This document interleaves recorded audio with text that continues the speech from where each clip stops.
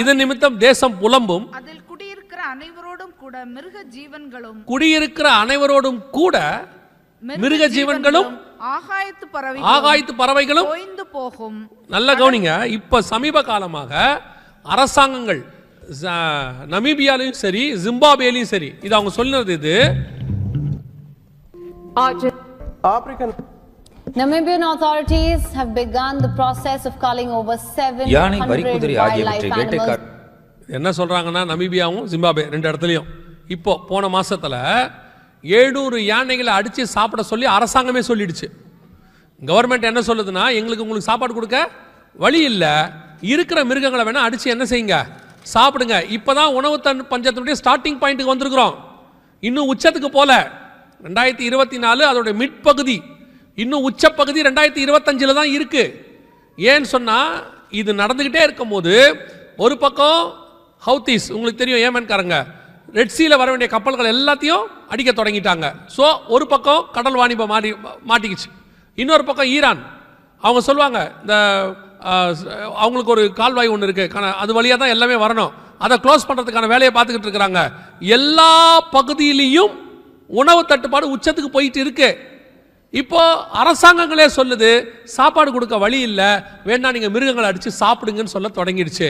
எந்த காலத்திலும் இல்லாத அளவுக்கு உணவு பஞ்சம் 2022 இப்போ உச்ச நிலையை அடைய தொடங்கி இருக்கிறது. கர்த்தர் சொன்னபடி இது இந்திய அரசாங்கம் வெளியிட்டதான ஒரு ரிப்போர்ட். அவங்க சொல்றாங்க 2030க்குள்ளாக நீங்க பார்த்தீங்கன்னு சொன்னா,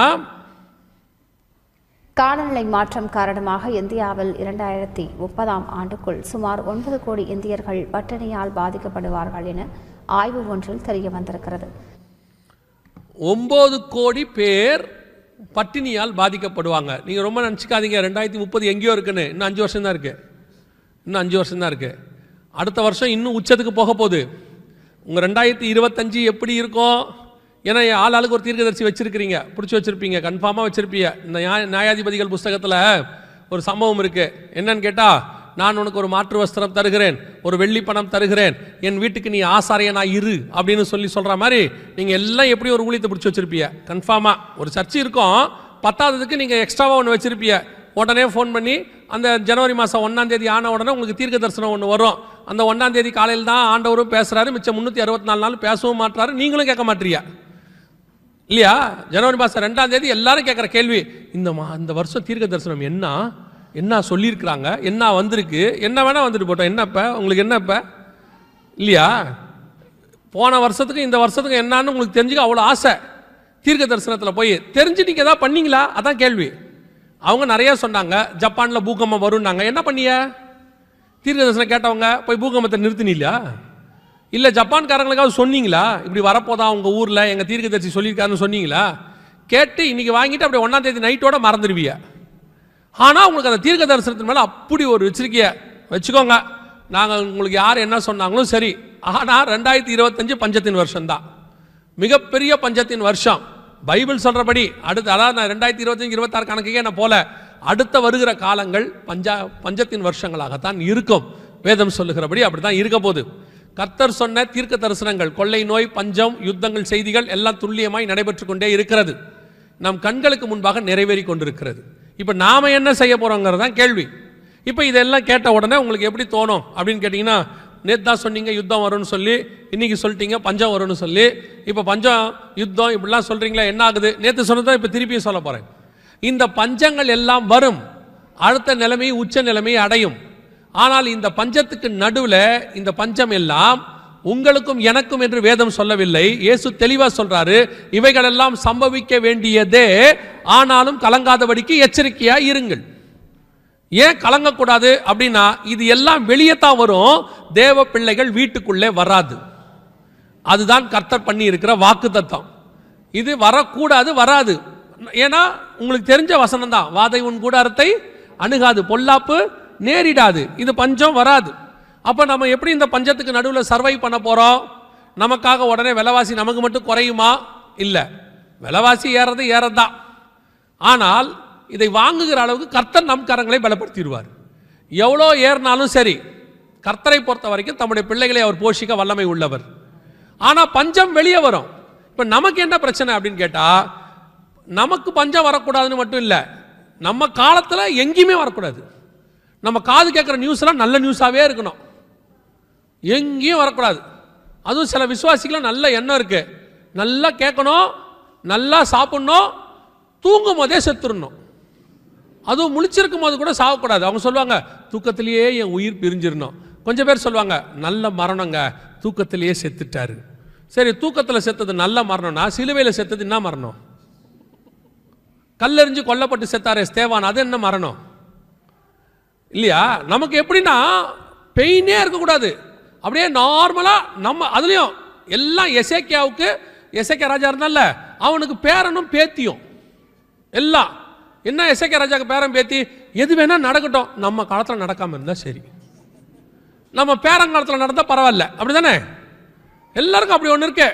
இப்போ புதுசாக ஒன்று கற்று வச்சிருக்காங்க விசுவாசி எல்லாம், கர்த்தர் கிருபை உள்ளவர். நாங்கள் எங்கே இல்லைன்னு சொன்னோம்? கர்த்தர் கிருபை உள்ளவர் தான். முதலாம் உலக யுத்தம் வந்துச்சா இல்லையா? வந்துச்சா இல்லையா? ரெண்டாம் உலக யுத்தம் வந்துச்சா இல்லையா? சுனாமி வந்துச்சா இல்லையா? பூமி அதிர்ச்சி வந்துச்சா இல்லையா? கொரோனா வந்துச்சா இல்லையா? அப்புறம் கிருபை உள்ளவர்ன்றதுக்கும் இதுக்கும் சம்பந்தம் இருக்குதா? கர்த்தர் கிருபை உள்ளவர், ஆனாலும் இவைகள் எல்லாம் சம்பவிக்க வேண்டியதே. அது நடக்கிறது நடக்கும். அவைகளுக்கு நடுவில் உங்களையும் என்னையும் கர்த்தர் காப்பாற்றுவார். காரணம் கர்த்தர் கிருபை உள்ளவர். அதுதான் பைபிள் சொல்லுது. இப்ப நம்ம என்ன சொல்றோம்? ஒரு சிலர் நீ சொன்னாங்க நினிவேக்கு இறங்கின தேவன் நமக்கும் இறங்குவார். நான் இல்லைன்னே சொல்லல, நான் எதையுமே எதிர்த்தே பேசுறதில்ல, நான் 100% ஒத்துக்கிறேன். நினிவேக்கு இறங்கின தேவன் நமக்கும் இறங்குவார். எங்க நினிவே ஜனங்க மாதிரி ஜெபம் பண்ணுங்க பார்ப்போம். உங்களால முடியுமா? இரவும் பகலும் 40 நாள் புசியாமலும் குடியாமலும், underline the word, underline the word, முடியும் போது பொட்டலம் வழங்கப்படும்னு அனௌன்ஸ் பண்றாங்க. Underline the word. புசியாமலும் குடியாமலும். யாரு? ராஜாவிலிருந்து அந்த ஊர்ல இருக்கிற கடைசி மிருகம் வரைக்கும், நாய்க்குட்டி வரைக்கும் எதுவும் புசிக்கலையாமா, குடிக்கலையாமா, ரட்டுடுத்திச்சாமா, உட்காந்துருச்சாமா. 40 நாள் கர்த்தர் பார்த்தாராமா. பார்த்துட்டு கர்த்தர் மனஸ்தாபப்பட்டாராமா. உங்களை உபவாச ஜபத்துக்கு கூப்பிட்டாலே கீழே போட வேண்டியிருக்கு, முடிவிலே உணவு வழங்கப்படும். போட்டால் தான் ஃபாஸ்டிங் ப்ரேயருக்கே வரிய. வரும்போது எப்படி வரிய? ஆளுக்கு ஒரு பிஸ்கட் பேக்கெட் வச்சிருக்கிய. இப்போ நீங்க எடுத்து செக் பண்ணுங்க, பிஸ்கட் பேக்கெட் இல்லாத குரூப் இருக்கான்னு பாருங்க. இல்லைன்னா ஏன் ஸ்பர்ஜன் பதில் அனௌன்ஸ் பண்ண போறாரு, தயவு செய்து உள்ளே சாப்பிட வேண்டாம். அப்ப நீங்க உள்ள வச்சிருக்கீங்க தானே அர்த்தம். அதான உண்மை. நீங்க அவர் ஏன் அனௌன்ஸ் பண்றாரு? சாப்பிட தெரியுதா? சாப்பிட்டு கீழே போட்டு போறிய. கீழே போடாம சாப்பிட்டா கூட அவர் சும்மா இருப்பார். அவருக்கு சாப்பிட்றது பிரச்சனையே இல்லை, நீங்க கீழே போடுறதா பிரச்சனை. இப்போ எங்களுக்கு இல்லையா?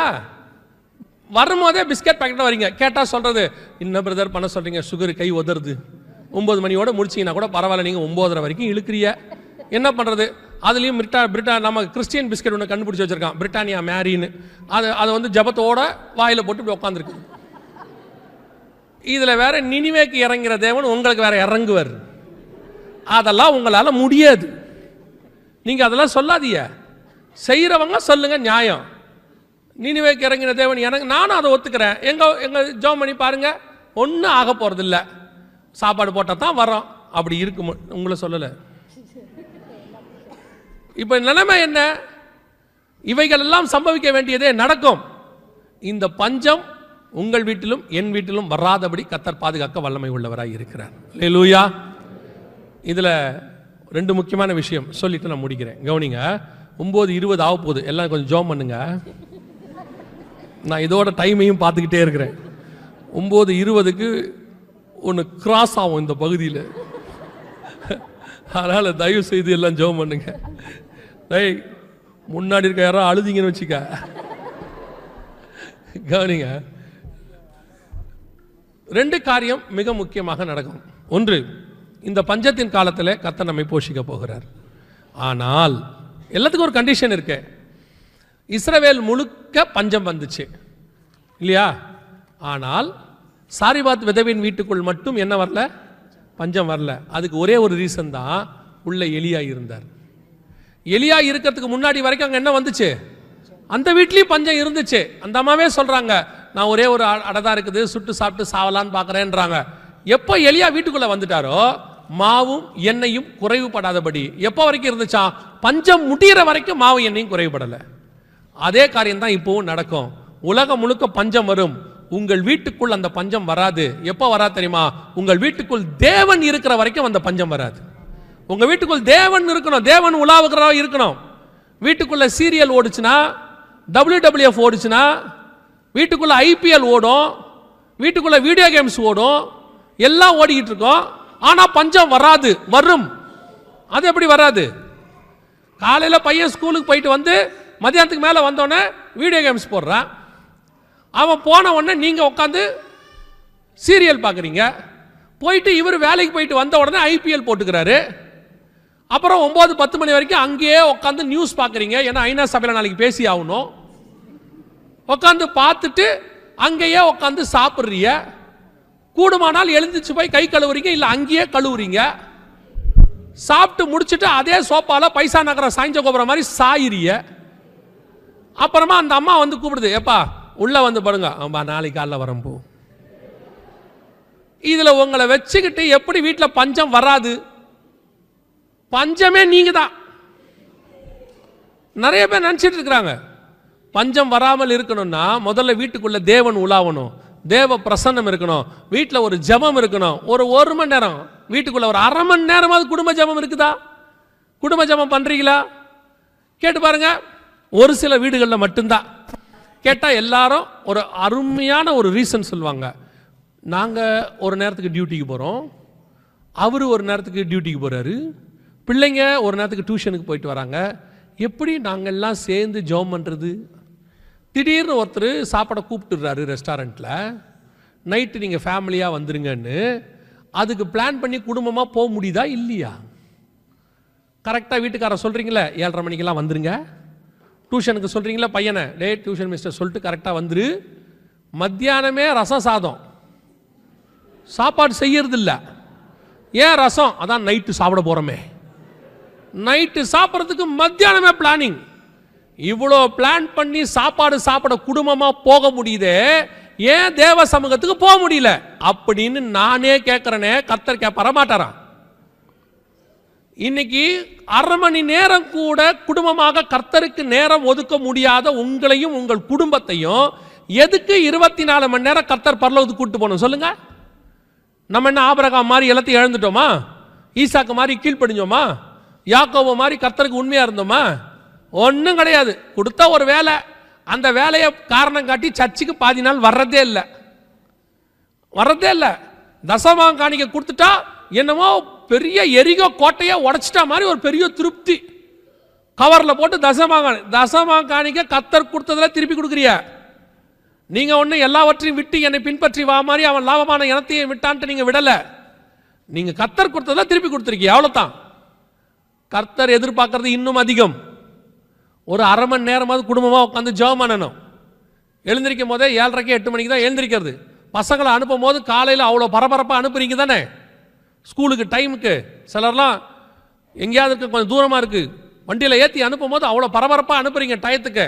சர்ச்சுக்கு வரும்போது பாருங்க பொறுமையாக வர்றது. பிரதர் பாடிக்கிட்டு தான் இருப்பார், செய்தி இன்னும் ஆரம்பிச்சிருக்காது. அதுக்கு மட்டும் அவ்வளோ பொறுமையாக வரிய. கவனிச்சு கொள்ளுங்க, வீட்டுக்குள்ள தேவன் இருந்தால்தான் பஞ்சம் வராமல் இருக்கும். ரெண்டாவது மிக முக்கியமானது, இந்த பஞ்ச காலத்தில் கர்த்தர் நம்மை அதிகமாக ஆசீர்வதிக்க போகிறார். நான் சொல்றது உண்மை. எப்பவுமே நம்ம ஆண்டவர் வந்து கரெக்டாக பர்ஃபெக்டாக கொடுக்குற ஆண்டவர் கிடையாது. நம்ம ஆண்டவர் கொஞ்சம் எக்ஸ்ட்ரா கொடுக்குற ஆண்டவர். எப்பவுமே 5000 பேரை போஷிச்சாலும் 12 கூட நிறைய எக்ஸ்ட்ரா கொடுப்பாரு. அதான் கர்த்தர் செய்கிறது. எப்பவுமே எப்போ வேணால் நீங்கள் எடுத்து பாருங்க, கொஞ்சம் அதிகமாக தான் இருக்கும். எப்போ எடுத்தாலும் அதிகமாக தான் இருக்கும். காடை கேட்டால் 2 பக்கமும் எக்ஸ்ட்ராவாக கொடுத்து விட்டுருவாரு. ஆண்டவர் வந்து எவ்வளோ வேணுமோ எடுத்துக்கோன்னு சொல்லிட்டு கொஞ்சம் எக்ஸ்ட்ரா கொடுப்பாரு. இந்த எக்ஸ்ட்ரா எதுக்கு தெரியுமா? நீங்கள் அதை உங்கள் தலைமுறைக்கு சேர்த்து வைப்பதற்கு இல்லை. நிறைய பேர் எக்ஸ்ட்ரா வந்த உடனே சேர்த்து வைக்கணுங்கிற பிளானுக்கு வந்துடுறாங்க. என்ன நினைக்கிறாங்கன்னா, கடைசி காலத்தில் நமக்கு அப்படின்னு ஒரு முடிவு எடுக்கிறீங்கல்ல. ஆனால் கர்த்தர் ஏன் எக்ஸ்ட்ரா கொடுக்குறாரு அப்படின்னு கேட்டிங்கன்னா, அது உங்களுக்கு போக உங்களுக்கு தெரிந்த தரித்திரருக்கும் இல்லாதவர்களுக்கும் அவர்களுக்கு கொடுப்பதுக்கு தான் கர்த்தர் உங்களுக்கு எக்ஸ்ட்ராவாக கொடுக்குறாரு. இதுதான் நீங்கள் பண்ண போகிற ஊழியம். கொரோனாவில் மிஸ் பண்ண ஊழியத்தை பஞ்ச காலத்தில் பண்ண போகிறோம். எப்படி பண்ண போகிறோம்? கர்த்தர் உங்களுக்கு நிறைய கொடுப்பார், போதுமான அளவுக்கு கொடுப்பார், திருப்தியாகிற அளவுக்கு கொடுப்பார். கொடுத்துட்டு எக்ஸ்ட்ரா கொடுக்கறத என்ன செய்ய சொல்ல போறாரு? இதை வறியவர்களுக்கும் தரித்திரருக்கும் இல்லாதவர்களுக்கும் கொடுக்க சொல்ல போறாரு. அப்படி நீங்கள் கொடுக்கும்போது, இப்போ இந்த நமீபியா ஜிம்பாப்வே மாதிரி அரசாங்கமே உதவி செய்ய முடியாத காலத்தில், இவ்வளோ பஞ்ச காலத்தில், இவ்வளோ காஸ்ட்லியாக விற்கிற காலத்தில் இவங்க கொண்டு வந்து நம்மளுக்கு சாப்பாடு கொடுக்குறாங்களே, இவங்க கொண்டு வந்து நமக்கு உதவி செய்கிறாங்களே, இவர்களே இவ்வளவு அன்புள்ளவர்களாக இருப்பார்களானால் இவருடைய தேவன் எவ்வளவு அன்புள்ளவர்களாக இருப்பார் என்று நம் மூலமாக நம்முடைய கர்த்தரை தெரிந்து கொள்ளுகிற காலம் ஒன்று வரப்போகிறது. அதுக்கு தான் கர்த்தர் அதை செய்ய சொல்றார். வறியவருக்கு நீங்கள் எதை செய்கிறீரோ அதை கர்த்தருக்கே செய்ததாக வேதம் சொல்லுது. இந்த பஞ்ச காலத்தில் நீங்கள் செய்ய போகிற ஊழியம் இதுதான். இல்லாதவர்களுக்கு, தேவை உள்ளவர்களுக்கு, அது ஒன்லி கிறிஸ்தவங்களுக்குன்னு செலக்ட் பண்ணி செய்யாதீங்க. ஏன்னா வரப்போகிற உணவு பஞ்சத்தில் பசி எல்லாருக்கும் பொது. யாருக்கு இல்லையோ அவங்களுக்கு கொடுங்க. அவர்களுக்கு ஒன்று தெரியும், இந்த அன்பு இவங்ககிட்ட வந்ததல்ல, கர்த்தர்கிட்ட வந்தது. அவர்கள் தேவன் அன்பாக இருக்கிறார். இதைத்தான் நாம் செய்ய போகிறோம் பஞ்ச காலத்தில். மிக முக்கியமாக இந்த பஞ்சம் இந்த வருஷம் அடுத்த வருஷம் இருக்கும். இதை ஒட்டித்தான் நேற்று சொன்ன இந்த 3ஆம் உலக யுத்தம் வெடிக்கும். அதுதான் 6ஆம் அதிகாரம் 8ஆம் வசனம். அதுதான் அடுத்த முத்திரை. 3ஆம் உலக யுத்தத்தை பற்றியும் அதோடு கூட நடக்க போகிற ஒரு கொள்ளை நோய், அதோடு வரக்கூடிய பஞ்சம், அதோடு வரக்கூடிய ஒரு இயற்கை பேரழிவு, இது நாளும் ஒன்றாக சேரும். அது அதோடு கூட நடக்க போகிற சம்பவம். ஸோ இதெல்லாம் சேர்ந்து வரும்போது இவைகளுக்கு நடுவில் தான் கர்த்தருடைய வருகையும் சம்பவிக்க போகுது. ஆண்டவர் சொன்ன இத்தனை விஷயங்களும் மிக துல்லியமாக நடக்குமானால், அதில் குறிப்பாக நீங்கள் பாருங்கள், அந்த 6ஆம் அதிகாரம் 6வது வசனத்தில் கோதுமை பஞ்சம் வரும்னு சொன்னார் இல்லை, போட்டிருக்கல, ஒரு பணத்துக்கு 1 படி கோதுமை, ஒரு பணத்துக்கு 3 படி வார் கோதுமை. அந்த இடத்துல இன்னொரு வார்த்தையை சொல்றார் பாருங்க, எண்ணெயையும் திராட்சை ரசத்தையும் சேதப்படுத்தாதேங்கிறார். இந்த மாதிரி தீர்க்க தரிசனம் உரைச்ச ஒரே தேவன் நம்முடைய ஆண்டவர் மட்டும்தான். எப்படி சொல்றீங்க அப்படின்னு கேட்டீங்கன்னா, இன்னைக்கு உணவு பஞ்சத்தின் காலம், குறிப்பாக கோதுமை பஞ்சத்தின் காலம் 1 வருஷமா போயிட்டு இருக்குது. இந்த காலகட்டத்தில் எண்ணெய் சேதப்படாமல் இருக்கும்னு ஆண்டவர் சொல்றார். இன்னைக்கு உலகத்தின் பொருளாதாரத்தை காப்பாற்றக்கூடிய நம்பர் 1 பொருள் எதுன்னு கேட்டிங்கன்னா எண்ணெய் தான். கச்சா எண்ணெய் தான் காப்பாற்றிக்கிட்டு இருக்கு எல்லாமே. உங்கள் எல்லாருக்கும் தெரியும். ஆனால் உங்களுக்கு ஒரு உண்மை தெரியுமா? பூமிக்கு அடியில் எண்ணெய் இருக்குதுங்கிறத கண்டுபிடிச்சதே 1857 தான் கலிஃபோர்னியாவில். எண்ணெயை தோண்டி எடுத்து, இன்னைக்கு சவுதி அரேபியா தான் நம்பர் 1ல் இருக்கு. பூமிக்கு அடியிலிருந்து எண்ணெயை தோண்டி எடுத்து அதை வியாபாரமாக பண்ணது ஃபஸ்ட்டு 1946. ஆனால் அதுக்கு 1900 வருஷத்துக்கு முன்னாடி இந்த வசனம் இருக்கு. கோதுமை பஞ்சம் வருகிற காலத்தில் எண்ணெய் சேதப்படாமல் இருக்கும். இன்னைக்கும் எண்ணெய்க்கு பஞ்சமே கிடையாது. எண்ணெய் இருக்கு, எல்லா நாட்டிலையும் இருக்கு, பெரும்பான்மை நாட்டில் இருக்கு. ஆனால் கோதுமை இல்லை. இதுவே மிகப்பெரிய தீர்க்க தரிசனம். ஆண்டவர் சொன்னது துல்லியமாக 2000 வருஷத்துக்கு முன்னாடி எப்படி எழுத முடியும்? கோதுமை சேதப்படும் போது எண்ணெய் சேதப்படாமல் இருக்கணும். ஏன்னா எண்ணெய் கண்டே பிடிக்கல. அப்ப பூமிக்கு அடியில் என்ன இருக்குன்னே தெரியாது. ஆனால் அப்பவே வேதம் எழுதி வச்சிருக்குது. இத்தனை துல்லியமாய் தீர்க்க தரிசனம் உரைக்கிற தேவனும் எழுதி வைத்திருக்கிற வேதமும் நம்மிடத்தில் இருக்கிறது. அல்லேலூயா. நம்முடைய தேவனும் நம்முடைய பைபிளும் மட்டும்தான். ஆண்டவர் வெகு சீக்கிரத்தில் வரப்போகிறார். இனி காலம் கண்டிப்பா செல்லாது. 6வது முத்திரையினுடைய 3வது முத்திரை பாதி தூரத்தில் இருக்கும். இதை ஒட்டி 4வது முத்திரை மிகப்பெரிய மரணம் உலகம் முழுக்க நடக்க போது. கொள்ளை நோய் வரும், மரணம் வரும்னு சொல்ல போது, அப்ப யாரும் அதெல்லாம் வராதுங்க, இந்த ஆள் பயமுத்துறார், சும்மா சொல்றாரு, நீங்க என்ன வேணா சொல்லிட்டு போங்க, நான் சொன்னது நடக்குமா நடக்காதோ தெரியாது, ஆனா பைபிளில் சொன்னது நடக்கும். 6ஆம் அதிகாரத்தில் சொல்லப்பட்டவைகள் துல்லியமாக நடக்கும். நடந்துகிட்டு இருக்கு, நம்ம கண்ணுக்கு முன்னாடி கடந்து போச்சு. எத்தனை கோடி பேர் செத்து போனாங்கன்னு உங்களுக்கே தெரியும். இப்போ பஞ்சத்திலும் அதான் போயிட்டு இருக்கு. அடுத்து மிகப்பெரியதான யுத்தமும் அதை ஒட்டு மிகப்பெரியதான பேரழிவுகளும் வரப்போகுது. ஆனால் இதெல்லாம் சம்பவிக்க வேண்டியது உலகத்தில் உங்களுக்கும் எனக்கும் கிடையாது. இவைகளுக்கு நடுவில் இவைகள் சம்பவிக்க தொடங்கும் போது, லூக்கா 21:28, இவைகள் சம்பவிக்க தொடங்கும் போது உங்கள் மீட்பு சமீபமாக இருப்பதால் நீங்கள் நிமிர்ந்து பார்த்து தலைகளை உயர்த்துங்கள் என்று வேதம் சொல்லுது. இதெல்லாம் நடக்க ஆரம்பிச்சிருச்சு. நம்முடைய மீட்பு ரொம்ப சமீபம். இனி நமக்கு கிடைச்சிருக்கிறத இந்த நேரம் நம்மளை ஆயத்தப்படுத்துறதுக்கான நேரம் தான் கிடைச்சிருக்கு. நேற்று வாசிச்சோம் யோவேல்ல, முந்தா நேற்று, ஜனத்தை கூட்டுங்கள், சபையை பரிசுத்தப்படுத்துங்கள். அதுக்கான நேரம் தான் இது. நீங்க எவ்வளோ வச்சிருந்தாலும் எவ்வளோ சேர்த்து வச்சிருந்தாலும் இது எதையுமே கொண்டு போக போறதில்லை. போதும் என்ற மனதன் கூடிய தெய்வ பக்தியே மிகுந்த ஆதாயம். இப்போ நமக்கு ஆண்டவர் பீஸ்ஃபுல்லான லைஃப் கொடுத்துருக்காரு, நல்ல சாப்பாடு, ஒரு வேலை, குடும்பத்தை காப்பாற்றுறாரு. இப்போ நமக்கு தேவை எப்படி வருகையில் போகணும், எப்படி தேவனை சந்திக்கணும். நீங்க அதுக்கு ஆயத்தப்படுங்க. சுற்றி இருக்கிற எல்லாவற்றையும் கர்த்தர் பாதுகாத்துக் கொள்ள வல்லமை உள்ளவராக இருக்கிறார். அல்லேலூயா. நேற்று சொன்ன ஒரே காரியத்தை நான் சொல்லிவிட்டு முடிக்கிறேன்.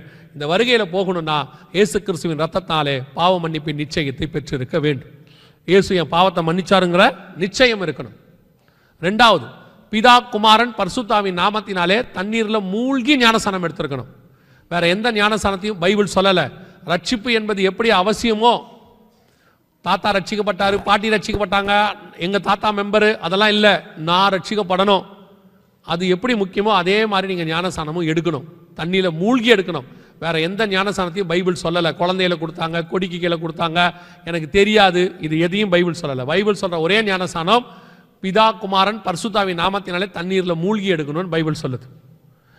இந்த கொஞ்சம் பேர் கேட்பாங்க, தண்ணியில் மூழ்கி தான் எடுக்கணுமா, தெளிச்சு எடுக்கக்கூடாதா? ஞான ஸ்நானம் அப்படின்னா ஞானம் வந்த பிறகு எடுக்கிற ஸ்நானத்துக்கு பேர் தான் என்னது? ஞான ஸ்நானம். ஞானம்னா என்ன? கர்த்தருக்கு பயப்படுதலே ஞானத்தின். கர்த்தருக்கு பயப்படுதல்னா என்ன? தீமை விட்டு விலகுதலே கர்த்தருக்கு பயப்படுகிற பயம். அப்போ ஞானஸ்நானம் எப்போ எடுக்கணும்? கர்த்தருக்கு பயந்து தீமை விட்டு விலகி தண்ணீரில் மூழ்கி பாவத்துக்கு மரித்து நீதிக்கு உயிர்த்தெழுதல், இந்த ஞானஸ்நானத்தை தான் எடுக்கணும். இதுதான் பைபிள் சொல்லுது. ஒரு சிலர்லாம் கேட்குறாங்க, கள்ள ஞானஸ்நானம் எடுத்தானா அவன் பரதீசிக்கு போலியா அப்படின்னு கேட்குறாங்க. கள்ள ஞானஸ்நானம் எடுக்கல, பக்கத்தில் இருக்கிற இயேசுநாதர் எடுத்தாரா இல்லையா? கள்ள தொங்கிட்டு இருக்கிறான், ஞானஸ்நானம் எடுக்கல. பக்கத்தில் தொங்குற இயேசுநாதர் எடுத்தாரா இல்லையா? நீங்கள் ஏன் கல்லனை பார்க்குறீங்க, இயேசுநாதரை பார்க்காம? நீங்கள் கல்லனாக இருந்தால் கல்லனை பாருங்க, நல்லவனாக இருந்தால் இயேசுநாதரை பாருங்க. இன்னைக்கு ஒரு கூட்டம் சொல்லிட்டு இருக்கு, கல்லை எடுத்தானா? கல்லை எடுக்கலை, அவன் பரலோகத்துக்கும் போகலை, பரதீசிக்கு தான் போனான். ஆனால் ஒருவன் ஜலத்தினாலும் ஆவியினாலும் பிறவாவிடில் பரலோக ராஜ்யத்தில் பிரவேசிக்க முடியாது. நீங்கள் பரலோகத்துக்கு போகணும்னா தண்ணியில் மூழ்கி ஞானஸ்நானம் எடுத்தால்தான் போக முடியும். மூணாவது, எபேசியர் 4:30 சொல்லுது, மீட்கப்படும் நாளுக்கென்று முத்திரையான பரிசுத்த ஆவியை துக்கப்படுத்தாதிருங்கள். பரிசுத்தாவின் அபிஷேகம் மஸ்ட், கண்டிப்பாக பெறணும். ஒரு சிலர்லாம் சொல்லுவாங்க பரிசுத்தாவின் அபிஷேகம்லாம் கிடையாது, அது ஒரு ஆள் தத்துவமே இல்லை, அது ஒரு பவர் அப்படிம்பாங்க. பரிசுத்தாவியை பெற்ற நாங்கள் சொல்லுகிறோம், பரிசுத்தாவியானவர் உண்டு. அவர்தான் சபையை நடத்துகிறவர், அவர்தான் சபையின் மூத்த போதகர், அவர்தான் சபையை கொண்டு போய் சேர்க்க போகிறவர், அவர்தான் மீட்கப்படும் நாளுக்கு என்று முத்திரை. இந்த வேதத்தை தியானிக்கவும் வெளிப்பாடுகளை நீங்கள் பெற்றுக்கொள்ளணும்னா பரிசுத்தாவியானவர் இல்லாமல் நடக்காது.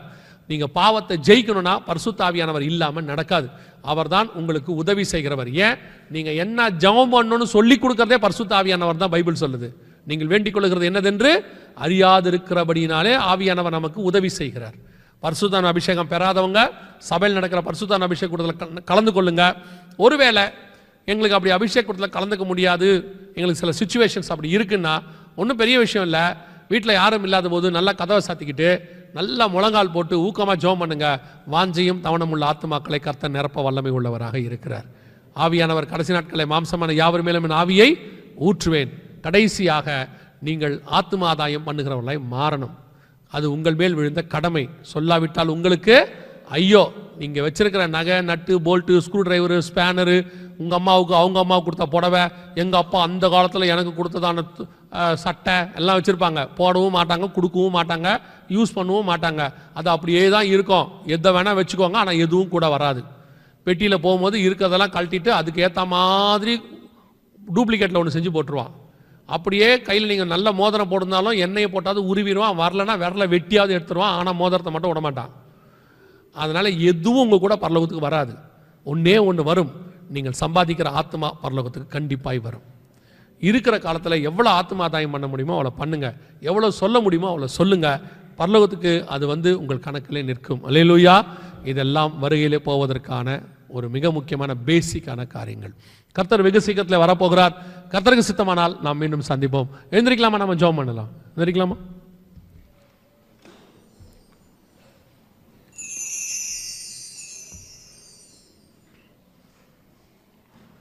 எல்லாம் கண்களை மூடுவோம். இன்னும் ஒரு 5 நிமிஷம் சரியாக நான் அதை முடிச்சுட்டு அவங்க கையில் கொடுத்துட்றேன், அவங்க நடத்துவாங்க. உங்களை ஆராய்ந்து பாருங்கள். வேதம் சொல்லுது, நம்மை நாமே நிதானித்து அறிந்தோமானால் நாம் நியாயம் தீர்க்கப்படும். வருகையில் போகிறதுக்கு என்ன தடை இருக்குன்னு பாருங்கள். கண்களுக்கு முன்பாக எல்லா அடையாளங்களும் துல்லியமாக நடக்க ஆரம்பிச்சிருச்சு. எப்படி வானத்தில் நட்சத்திரம் வந்தால் இயேசு வரப்போகிறார்னு அர்த்தமோ, எப்படி யோவான் ஸ்நானகன் வந்து சொல்லிட்டானா பின்னாடி இயேசு வரப்போகிறார்னு அர்த்தமோ, அதே மாதிரி தான் இந்த யுத்தங்கள், கொள்ளை நோய்கள்லாம் வரதை நீங்கள் பார்த்தீங்கன்னா பின்னாடி இயேசு வரப்போகிறார்னு அர்த்தம். இஸ்ரவேல்னு ஒரு தேசம் வந்துட்டா இயேசு வரப்போறாருன்னு அர்த்தம். நம்ம கண்ணுக்கு முன்னாடி துல்லியமாய் தீர்க்க தரிசனங்கள் நிறைவேறிக்கிட்டு இருக்குது. இனி காலம் கண்டிப்பாக செல்லாது. எல்லா செய்தியும் கேட்டுட்டு அப்படியே வீட்டுக்கு போகும்போது எல்லாத்தையும் மறந்துட்டு அசட்டை பண்ணிட்டீங்கன்னா, எப்படி கொரோனா காலத்தில் நீங்கள் ஸ்தம்பிச்சு போய் நின்னீங்களோ அதை விட மோசமான காலம் ஒன்று வருகிறது. 4 விதமான காரியங்கள் ஒன்றாய் சேரும் என்று வேதம் சொல்லுது. யுத்தம், கொள்ளை நோய், பஞ்சம், இயற்கை பேரழிவு.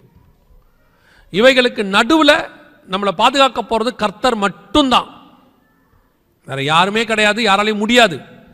ஒரே ஒரு கொள்ளை நோய் கடந்து போச்சு, அதுலேயே அரசாங்கங்களால் ஒன்றுமே செய்ய முடியாமல் ஸ்தம்பிச்சு நின்றுச்சு. அடுத்து வரப்போகிறது நியூக்ளியர் வார், அதோடு கூட கொள்ளை நோய், அதோடு கூட பஞ்சத்தினுடைய உச்சம், இதோட இயற்கை பேரழிவு, சமுத்திரமும் அலைகளும் முழக்கமாக இருக்கும் வேதம் சொல்லுது. இதுக்கு நடுவில் எந்த அரசாங்கமும் செய்யணும்னு நினைச்சா கூட செய்ய முடியாது. வானத்தின் சத்துவங்கள் அசைக்கப்படும். சேட்டிலைட் வார் நடந்துச்சுன்னா மிகப்பெரிய சேட்டிலைட் பிரச்சனை வரும். இதுக்கு நடுவில் தான் கர்த்தர் உங்களை என்னையும் பாதுகாக்க போறார். அற்புதமா, அதிசயமா, அப்படியே எகிப்தில் சங்கார தூதனுக்கு நடுவில் இஸ்ரவேலை பாதுகாத்த மாதிரி கர்த்தர் நம்மளை பாதுகாக்க போறார். வேதம் தெளிவாக சொல்லுது, பகலில் பறக்கும் அம்பிற்கும் இரவில் நடமாடும் கொள்ளை நோய்க்கும் நான் பயப்பட மாட்டேன். என் பக்கத்தில் 1000 பேர், என் வலது பக்கத்தில் 10,000 பேர் விழுந்தாலும் அது என்னை அணுகாது. கர்த்தர் நம் பட்சத்தில் இருக்கிறார். ஆனால் நாம் ஆயத்தமாக இருக்கிறோமா? சந்திக்கிற இடத்துல இருக்கிறோமா? இன்னும் உலகத்துக்கு பின்னாடி ஓடிட்டே இருக்கிறோமா? பாவத்துக்கு பின்னாடி ஓடிட்டே இருக்கிறோமா? மாம்சத்துக்கு பின்னாடி ஓடிட்டே இருக்கிறோமா? எதிர்காலத்துக்கு பின்னாடி ஓடிட்டு இருக்கிறோமா? ஆராய்ந்து பாருங்க. நீங்கள் வேலைக்கு போக வேணான்னு சொல்லலை, சம்பாதிக்க வேணான்னு சொல்லலை, உங்கள் பிள்ளையை படிக்க வைக்க வேணான்னு சொல்லலை. எல்லாமே 2வதாக இருக்கட்டும். பிரதானமானது இயேசு. பிரதானமானது அவருக்கு காத்திருத்தல். அவர் வந்தா எல்லாத்தையும் விட்டுட்டு போறதுக்கு நான் ரெடியாக இருப்பேன். லோத்து மாதிரி நான் தயக்கம் காட்ட மாட்டேன். லோத்துவின் மனைவி மாதிரி திரும்பி பார்க்க மாட்டேன். இயேசுவே சொல்றாரு, லோத்துவின் மனைவியை நினைத்துக் கொள்ளுங்கள். கூப்பிட்ட உடனே ஆபிரகாம் மாதிரி புறப்பட்டு நான் வந்துடுவேன். அப்படி தீர்மானம் எடுப்போமா? ஒரு நிமிஷம் உங்களை ஆராய்ந்து பாருங்க. ஏதாவது கர்த்தருக்கு பிரியமில்லாத இருக்கும்னா இதை விடுறதுக்கான ஒரு நேரம். அந்த நேரத்தில் எல்லா கண்களையும் மூடி இருப்போம். அந்த நேரத்தில் ஒரே ஒரு கேள்வியை கேட்டு நான் ஜெபித்து முடிக்க விரும்புகிறேன். இந்த வருகையில் பிரவேசிக்கணும். எல்லா கண்ணுக்கு முன்னாடி தெளிவாக நடந்துட்டு இருக்குது. நான் இன்னும் அதுக்கு ஆயத்தப்படுற மிக முக்கியமான காரியம், ஞானசானத்தை எடுக்கலை. கர்த்தர் இன்னைக்கு என்னோடு கூட இடைப்பட்டிருக்கிறாரு. நான் தண்ணியில் மூழ்கி ஞானசானம் எடுக்க விரும்புகிறேன். நான் குழந்தையில எடுத்தேன், அது ஞானசானம் இல்லைன்னு இப்போ நான் தெரிஞ்சிட்டேன். ஏன்னா அப்போ ஞானமே இல்லை, பிள்ளையாக இருந்தேன். இப்போ கர்த்தர் எனக்கு அவரை அறிகிற அறிவை ஞானத்தை கட்டளையிட்டு இருக்கிறாரு. இப்போ நான் ஞானசானத்துக்கு என்னை ஒப்பு கொடுக்குறேன். இன்னைக்கு ஆண்டவர் என் கூட இடைப்பட்டார், நான் பரலோகத்துக்கு போகணும் அப்படின்னு தீர்மானிக்கிறவங்க எல்லாம் உங்கள் வலது கரத்தை ஆண்டவருக்கு நேராக உயர்த்தி, மற்றவங்க எல்லாம் கண்களை மூடி உங்களுக்காக ஜெபம் பண்ணுங்க. நம்ம ஞானசானத்துக்காக இப்போ ஜெபம் பண்ண போகிறோம். வேறு யார் இருக்கிறீங்க? ஞானசானத்துக்கு ஒப்பு கொடுக்குறவங்க மட்டும் கரங்களை உயர்த்துங்க பார்ப்போம். நான் தண்ணியில் மூழ்கி ஞானசானம் எடுக்க விரும்புகிறேன்னு சொல்கிறவங்க வேறு யார் இருக்கிறீங்க? ஒன்று, இது உங்களுக்கும் தேவனுக்கும் உள்ளதான உடன்படிக்கை. நீங்கள் மற்ற நேற்று கை தூக்குனவங்க இன்றைக்கி தூக்க வேண்டாம். இன்றைக்கி ஒப்பு கொடுக்குறவங்க மட்டும் இருக்கிறீங்களா? யாராவது ஞானஸ்தானத்துக்கு ஒப்பு கொடுக்குறவங்க? சரி, நாம் ஜெபிக்க போகிறோம். இப்பொழுது கர்த்தருடைய வருகையிலே நாங்கள் குடும்பமாய் பிரவேசிக்கணும். இந்த 3 நாட்களும் கர்த்தர் எங்களோடு கூட பேசி இருக்கிறார். எங்களுக்கு கண்களுக்கு முன்பாக அடையாளங்கள் தெரிய ஆரம்பித்து வச்சிடுச்சு. இனி நாங்கள் கைவிடப்பட்ட கூட்டத்தில் இருக்க விரும்பவில்லை. ஒவ்வொரு நாளும் ஆயத்தப்பட போகிறோம். வீட்டில் குடும்ப ஜெபத்தை ஆரம்பிக்க போகிறோம். இன்னிலேருந்து ஆரம்பிக்க போகிறோம். இப்போ போய் படுக்கிறதுக்கு முன்னாடி குடும்பமாக நாங்கள் ஜெபம் பண்ணிட்டு தான் படுக்க போகிறோம். இனி கர்த்தருக்கு ஒரு முக்கியத்துவத்தை தரப்போகிறோம். ஒவ்வொரு நாளும் கிறிஸ்துவின் வருகை எப்போ வந்தாலும் போகக்கூடிய அளவுக்கு நாங்கள் ஆயத்தப்பட்டு நிற்க போகிறோம். அப்படி தீர்மானம் பண்ணுகிறவங்களாம் அவங்க கரங்களை ஆண்டவருக்கு நேராக உயர்த்தி, இந்த வருகையில் நான் போகணும், கைவிடப்பட்ட கூட்டத்தில் நானோ என் குடும்பமோ இருக்கக்கூடாது, அப்படி ஒரு தீர்மானம் பண்ணுறவங்கெல்லாம் கரங்களை ஆண்டவருக்கு நேராக உயர்த்துவோமா? நாம் ஜெபிக்க போகிறோம். சர்வ வல்லமை உள்ள எங்கள் தகப்பனே, இந்த அருமையான நாளுக்காக உமக்கு நன்றி. இந்த 3 நாட்களும் நீர் எங்களோடு கூட இடைப்பட்ட தயவுக்காய் ஸ்தோத்திரம். ஒரு பெரிய கூட்டத்தை ஆயத்தம் பண்ண தயவுக்காக உமக்கு நன்றி. வார்த்தைகளை வைத்து அனுப்புறீங்கப்பா. அந்த வார்த்தைகள் விதையாய் மாறட்டும். நீர் நினைக்கிற பலனை அது கொடுக்கட்டும். ஒரு பெரிய அறுவடையை நாங்கள் காண கர்த்தர் கிருபை பாராட்டுங்க. ஆண்டவரே, நாங்கள் வந்து தங்கியிருக்கிற தேசம், இந்த தேசத்தினுடைய ஆகாரத்தையும் தண்ணியும் நாங்கள் புசிச்சிருக்கிறோம். இந்த தேசத்துக்காக நாங்கள் ஜெபம் பண்ணுறோம். இந்த தேசம் மிகப்பெரிய எழுப்புதலை காண, ஒரு மிகப்பெரிய மாற்றத்தை காண ஆண்டவரே, நீர் நினைச்சால் நேபுகாத் நேச்சாரையே மாற்ற வல்லமை உள்ளவராய் இருக்கிறீர். ஆண்டவரே, உம்மால் கூடாத காரியம் ஒன்றுமில்லை. ஒரு பெரிய அறுவடை ஆல் ஓவர் த கண்ட்ரி, தேசம் முழுவதுக்குமான இந்த அலை அனைவருக்குள்ளையும் கடந்து போகட்டும். ஆண்டவரே, ஒரு கிருமி நாடு முழுக்க பரவுனா உங்க சுவிசேஷம் அதை விட வேகமா நாடு முழுக்க பரவும். ஆண்டவரே, இங்க இருக்கிறவங்க எல்லாம் சுவிசேஷங்களாக மாறட்டும். ஆத்மாதாயம் செய்யட்டாம்ப்பா. இந்த கூட்டத்தின் கையில் இந்த தேசத்தை ஒப்பு கொடுங்க. ஆண்டவரே, இவங்க கால் மிதிக்கிற இடமெல்லாம் கர்த்தருடைய சுவிசேஷம் பரம்புவதாக, ரட்சிக்கப்படாத ஜனங்கள் ரட்சிக்கப்படுவாராக, புலம்பெயர்ந்து வந்தவங்க அத்தனை பேரையும் ரட்சிப்புக்குள்ள நடத்துங்கப்பா. ஆண்டவரே, உம்மை அறிகிற அறிவு வரட்டும். ஒரு பெரிய கூட்டத்தை இங்க இருக்கிற அத்தனை ஊழியர்களும் அறுவடை செய்யட்டும். எல்லா சபைகளும் நிரம்பி வழியட்டும். ஆண்டவரே, ஆண்டவன்மாரே, ரட்சிக்கப்பட என்ன செய்ய வேண்டும் என்று திரளான ஜனங்கள் ஓடி வரட்டும். ஆண்டவரே, இருக்கிற ஒவ்வொரு ஊழியக்காரர் மேலும் விசேஷித்த அபிஷேகம் தங்கட்டும். இதுக்கு மேல இருக்கிற இந்த கொஞ்ச நாட்கள்ல விசேஷித்த அபிஷேகத்தால் ஒவ்வொரு ஊழியக்காரர்களும் நிரப்பப்படுவார்களாக. புல்பிட்ல ஏறி நிற்கும் போது ஆண்டவரே, உம்முடைய ஸ்தானாதிபதிகளாக நிற்கட்டும். பேசும்போது உம்முடைய வார்த்தைகளை பேசட்டும். விசுவாசத்தினால் உண்டாகிற தைரியம் அவர்களுக்குள்ள வரட்டும். சத்தியத்தை சத்தியமாய் போதிக்கட்டும். யாருக்காகவும் ஆண்டவரை வளைந்து கொடுக்காதபடி, முகதாட்சண்யம் இல்லாமல் உடைய வார்த்தைகளை பேச ஒவ்வொரு மெய்ப்பனுக்குள்ளையும் ஒரு விசேஷித்த அபிஷேகம் கடந்து வருவதாக உடைய ஊழியக்காரன் ஜெபிக்கிறேன். ஆண்டவரே, வாஞ்சியா அப்படி ஜெபிக்கிற ஒவ்வொரு மெய்ப்பனுக்குள்ளையும் கர்த்தருடைய வல்லமை இப்பொழுது இறங்குவதாக. நாளைக்கு ஆராதனையில எழும்பி நிற்கும் போது ஒரு விசேஷித்த அபிஷேகம் அவர்கள் மேல் காணப்படட்டும். அந்த டிஃபரன்ஸை உணரட்டும். வார்த்தையின் வல்லமை அவர்களுக்குள்ளே கடந்து வரட்டும். விசுவாசிகளுக்குள்ளேயும் அது புறப்படட்டும். ஆக்கினி திரும்பி போகும்பொழுது அநேகர் உம்முடைய சுவிசேஷர்களாய் திரும்பி போக கிருபை பாராட்டும். சுகபத்திரமாய் வீடு போய் சேர கிருபை தாரும்.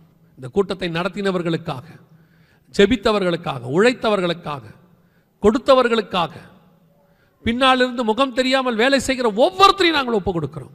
கர்த்தர் ஒவ்வொருத்தரையும் ஆசீர்வதிப்பீராக. அநேக சபைகளிலிருந்து வந்த ஜனங்களையும் ஒப்புக் கொடுக்கிறோம். கர்த்தர் அவர்களையும் ஆசீர்வதியும். அவர்கள் சபைகளுக்குள்ளேயும் இப்படிப்பட்ட வார்த்தைகள் கடந்து போகட்டும். மகிமை மூடட்டும். எங்கள் ஆண்டவர் இயேசு கிறிஸ்துவின் நாமத்தில் ஒப்பு கொடுத்து ஜெபிக்கிறோம் எங்கள் ஜீவனுள்ள நல்ல பிதாவே. 12:1 ஓசியாவின் புஸ்தகம் காலம் நம் கண்களுக்கு முன்பாக நிறைவேறிக் கொண்டே இருக்கிறது. அதே வசனத்தை திருப்பி வாசிங்க பாப்போம். கொண்டல் காற்றை பின்தொடருகிறான். அவன் நாள்தோறும் பொய்யையும் கேட்டையும் வர்த்திக்க பண்ணி அசீரியரோட உடன்படிக்கை பண்ணுகிறான். அசீரியரோடு கூட உடன்படிக்கை அப்படின்னா நல்லா கவனிங்க. இந்த தீர்க்க தரிசனம் எப்போ நிறைவேறுச்சு அப்படின்னு கேட்டிங்கன்னா 2022 ட்ரம்ப் ஜனாதிபதியாக இருக்கும்போது இஸ்ரவேலுக்கும் அசிரியாவுக்கும் உடன்படிக்கை ஏற்பட்டுச்சு. இது கிட்டத்தட்ட மோர் தென் 2000-3000 இயர்ஸ் கழிச்சு நடக்கிற ஒரு சம்பவம். அசிரியா உங்களுக்கு தெரியும் நினைக்கிறேன். இப்போ இருக்கக்கூடியதான இந்த UAE இந்த பக்கத்தில் இருக்கக்கூடியவங்க தான் அசிரியர்கள். சீரியா அதை தாண்டி அந்த பக்கம் இருக்கிறவங்களாம் அசிரியன்ஸ். இது பைபிளில் உள்ள அசிரியா காலம். பைபிளில் அசிரியரோடு கூட உடன்படிக்கை பண்ண ஆள் யாருன்னா யாக்கோபு. லாபானோடு கூட பெயர் சபாவில் உடன்படிக்கை பண்ணினார். அவன் சீரியன் ஆகிய லாபான் அப்படின்னு இருக்கு. அதற்கு பிறகு நடந்ததான மிக முக்கியமான ஒரு உடன்படிக்கை இது. இந்த உடன்படிக்கை எப்போ நடந்துச்சுன்னா இப்போ 2021-22 ட்ரம்ப் வந்த பிறகு நடந்ததான உடன்படிக்கை. இதில் என்னங்க அவ்வளோ விசேஷம் இருக்குது அப்படின்னு கேட்டிங்கன்னா, ஒன்று, இது கடைசி கால அடையாளம். கடைசி காலத்தில் இப்படி ஒரு உடன்படிக்கை நடக்கும் என்பது. ரெண்டாவது, இந்த உடன்படிக்கையெல்லாம் நடக்க வாய்ப்பே கிடையாது. 1948 இஸ்ரவேலர்கள் வந்ததிலிருந்து இவங்க அத்தனை பேரும் 22 அரபு நாடுகளும் அவர்களுக்கு எதிர்ப்பு. அவங்களுடைய பாஸ்போர்ட்டில் கூட இஸ்ரேல் தேசத்துக்கு போகக்கூடாதுன்னு போட்டிருக்கோம். This passport is not valid for இஸ்ரேல்னே போட்டிருப்பாங்க. அந்த அளவுக்கு எதிர்ப்பு. ஆனால் பைபிள் சொல்லுது கடைசி அவங்களோட கூட என்ன நடக்கும், ஒரு உடன்படிக்கை நடக்கும்னு. அந்த உடன்படிக்கை இப்போ தான் நடந்துச்சு.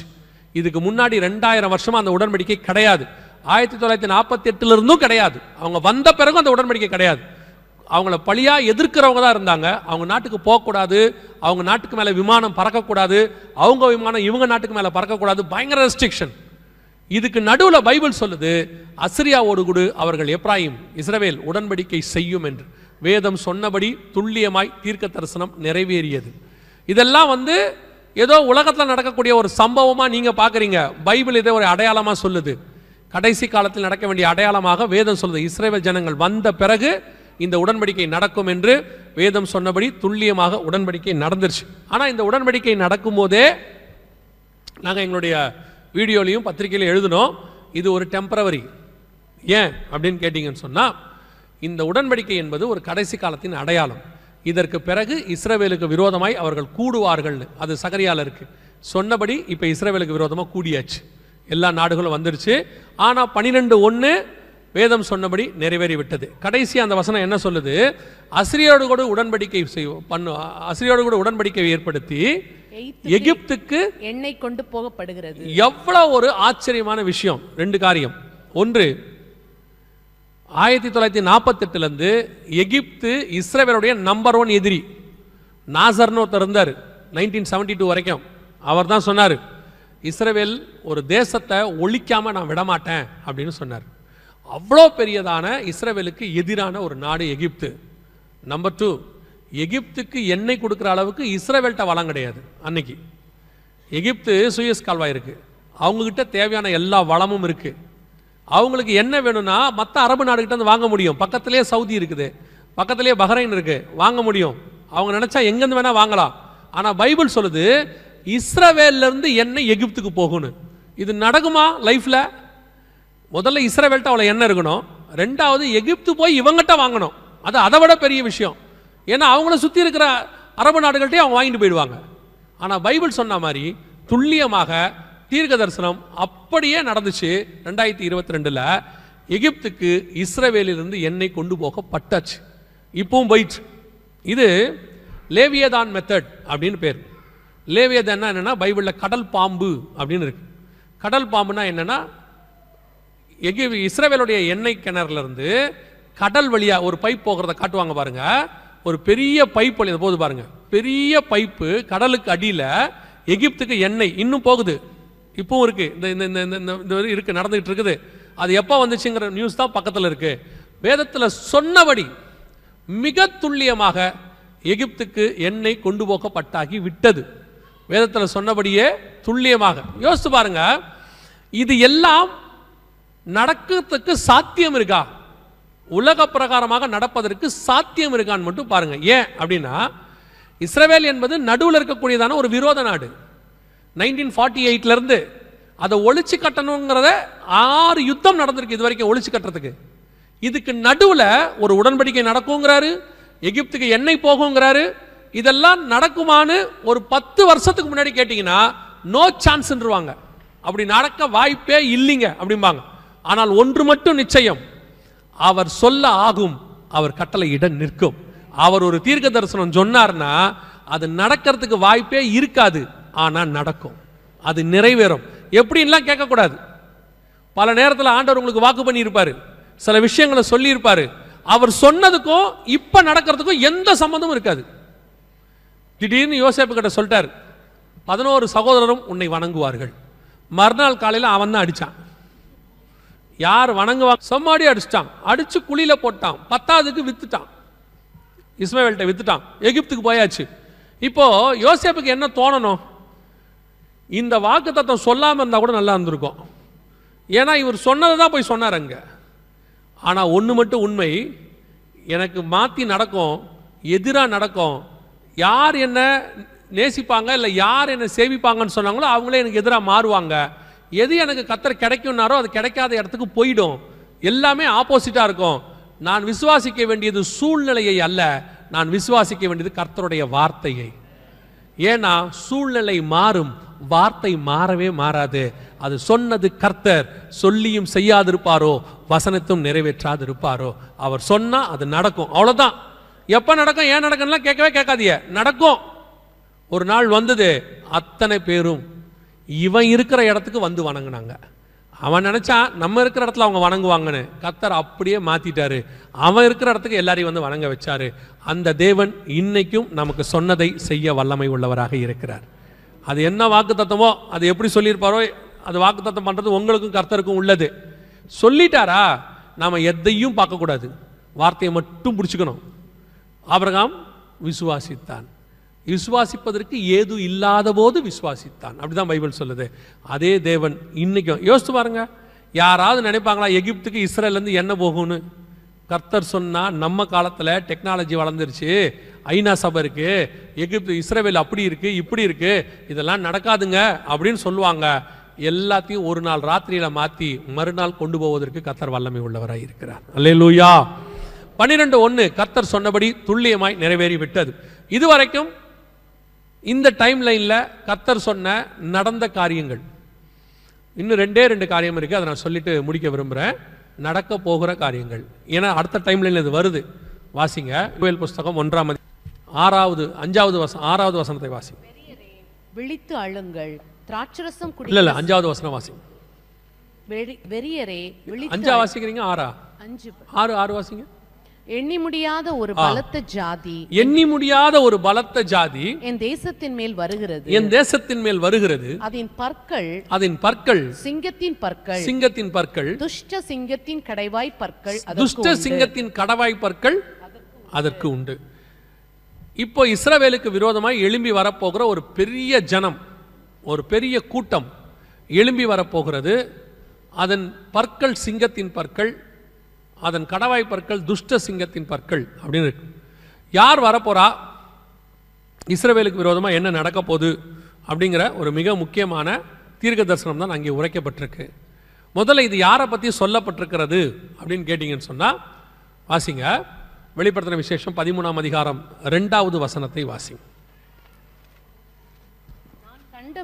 நான் கண்ட மிருகம் சிறுத்தையை போல இருந்தது, அதன் கால்கள் கரடியின் கால்களை போலவும், அதன் வாய், நல்லா கவனிங்க, அதன் வாய் சிங்கத்தின் வாயை போலவும் இருந்தன. யாரை பத்தி இது சொல்லப்பட்டிருக்கிறது அப்படின்னு கேட்டா, ஒரு மிருகம் சமுத்திரத்திலிருந்து எழுப்பி வந்தன அப்படின்னு இருக்கு 1வது வசனத்துல. இங்க நீங்க வாசிச்ச யோவேல் 1:6 ஒரு பெரிய ஜாதி என் ஜனத்துக்கு விரோதமாய் எழும்பி வருகிறது அப்படின்னு இருக்கு. துஷ்ட சிங்கத்தின் பற்கள், அங்கே வாய் சிங்கத்தின் வாய். யாரை பற்றி சொல்லப்பட்டிருக்கிறது அப்படின்னா, வெளிப்படுத்தல் 13 வரப்போகிற மிகப்பெரியதான வல்லரசு, மிகப்பெரிய கவர்மெண்ட், யூரோப்பியன் யூனியனை குறித்து அங்கே சொல்லப்பட்டிருக்கு. இது என்ன சொல்றீங்க, எப்படி வரப்போகுது அப்படின்னு கேட்டிங்கன்னா, கவனிங்க. இப்போ நீங்கள் பார்க்குற வார் இருக்குல்ல, இந்த war leads to 3rd world வாருக்கு லீடு போகும். இது அப்படியே 3ஆம் உலக யுத்தத்தை நோக்கி போகும். ஏன் அப்படின்னு கேட்டிங்கன்னா, இது ஆரம்பித்த இடம் வந்து அப்படிப்பட்டதான ஒரு இடம். எதுக்குன்னா, இஸ்ரவேல் மலைக்கு விரோதமாக ஆரம்பிச்சிருக்கு. கர்த்தருக்கு சித்தமானால் நாளைக்கு இல்லை நாளை மறுநாள் இந்த தொடர் காரியத்தில் நம்ம என்ன செய்யலாம் அதை பற்றி பார்க்கலாம், பர்டிகுலராக அந்த வார் பற்றி. ஸோ இந்த வார் இப்போ நீங்கள் பார்த்துட்டு இருக்கிற வார் லீட்ஸ் டு 3rd வேர்ல்டு வாராக இருக்கும். அதுக்கு முன்னாடி மிக முக்கியமாக 2 சம்பவம் நடக்கும். ஏற்கனவே நாங்கள் அந்த வீடியோவில் சொல்லியிருக்கிறோம், ஒருவேளை கேட்டிருப்பீங்க. ஒன்று, இந்த யுத்தத்தின் முடிவில் புது வல்லரசு உருவாகும், நியூ சூப்பர் பவர். ஒவ்வொரு உலக யுத்தம் முடியும் போது ஒரு சூப்பர் பவர் வரும். ஃபர்ஸ்ட் வேர்ல்டு வார் முடியும் போது யூகே சூப்பர் பவராக மாறிச்சு. செகண்ட் வேர்ல்டு வார் முடியும் போது அமெரிக்கா சூப்பர் பவராக மாறிச்சு. இன்னைக்கு வரைக்கும் அமெரிக்கா தான் இருக்கு. இப்போ அமெரிக்கா வீழ்ச்சி அடைஞ்சிருச்சு, பொருளாதாரத்திலும் விழுந்துருச்சு. இப்போ மற்ற காரியங்களும் கொஞ்சம் கொஞ்சமாக டவுன் ஆகிட்டே இருக்கு. அமெரிக்காவுடைய கடன் உங்களுக்கு தெரியும் நினைக்கிறேன், 33 ட்ரில்லியன் கோடியை தாண்டிடுச்சு. ஸோ அடைக்க முடியாத இடத்துக்கு அமெரிக்கா போயிடுச்சு. ஸோ அமெரிக்காவுடைய வீழ்ச்சி ஸ்டார்ட் ஆயிடுச்சு. இப்போ நீங்கள் பார்ப்பீங்க, பிரிக்ஸ் ஆரம்பிச்சிருக்கிறாங்க. பிரிக்ஸ்னு ஒன்று ஆரம்பிச்சிருக்கிறாங்க. Brazil, Russia, India, China, South Africa, இவங்க எல்லாம் சேர்ந்து ஒரு கரன்சி ஆரம்பிச்சு இப்போ 22 நாடுகள் அதோடு கூட சேர்ந்துருக்கிறாங்க. இது ஒன்றுத்துக்குமே ஆகாது, நல்லா தெரிஞ்சுக்கொள்ளுங்க. இது சும்மா அப்படி எழும்பி வரும். ஆனால் அடுத்து வரக்கூடிய கரன்சி இவங்க தான், யூரோப்பியன் யூனியன், 3வது வல்லரசாக. ஏன்னா பைபிள் படி 10 கொம்பு உள்ள 7 தலை உள்ள ஒரு மிருகம், ஒரு ராஜ்யம் தான் எழும்பி வரணும். 10 கொம்புனா 10 ராஜா, 7 தலைனா 7 மலை. அந்த வெளிப்படுத்தல் 13 இருக்கு, எல்லாம் நீங்க பார்க்கலாம். 10 கொம்புனா இவங்களுடைய ஹெட் குவார்ட்டர்ஸ், 10 நாடுகள் இருக்கு இவங்களுக்கு. அதே மாதிரி இவங்க கிட்ட தான் 7 தலை உள்ள நகரம் இருக்கு, இட்டாலி, ரோம், 7 தலையுள்ள நகரம் இருக்கு. ஸோ இவங்க தான் அடுத்து எழும்பி வரணும் பைபிள் கணக்குப்படி. இவங்களுடைய கரன்சி அது டிஜிட்டலாகவும் இருக்கலாம், டிஜிட்டல் கரன்சியாக மாறி யூரோ என்று சொல்லக்கூடிய இவங்க தான். உங்களுக்கு தெரியும் நினைக்கிறேன், இந்த ரஷ்யா உக்ரைன் பிரச்சனைக்கு இவங்க தான் காரணம். மிக முக்கியமான உக்ரைனை நேட்டோக்குள்ளே கொண்டு வந்து உக்ரைனை யூரோப்பியன் யூனியனுக்குள்ளே கொண்டு வரணும்னு இவங்க பண்ணதோடைய விளைவு தான் ரஷ்யா வாரே ஆரம்பிச்சிச்சு. ஸோ இப்போது இவங்க தான் அதுக்கு மிக முக்கியமான காரணமாக இருக்கிறாங்க. இந்த தேர்ட் வேர்ல்டு வார் முடியும் போது இவங்க சூப்பர் பவராக மாறுவாங்க. இவங்க தான் இந்த கவர்மெண்ட்டில் தான் வரப்போகிற யூரோப்பியன் யூனியனில் தான் கடைசியாக வரக்கூடிய ஒரு கிங். அவன்தான் பைபிள் சொல்லக்கூடிய ஆன்டி கிரைஸ்டாக இருப்பான். அதாவது இஸ்ரவேல் ஜனங்களுக்கு எதிராக எழும்பி தேவாலயத்தை தீட்டுப்படுத்தக்கூடியவனாக இருப்பான். இதுதான் யோவேல் 1:6 இருக்கு. வேதம் சொல்லுது, எண்ணி முடியாத ஒரு பலத்த ஜாதி. ஏன்னு கேட்டால் இப்போவே இவங்ககிட்ட 29 நாடு இருக்கு.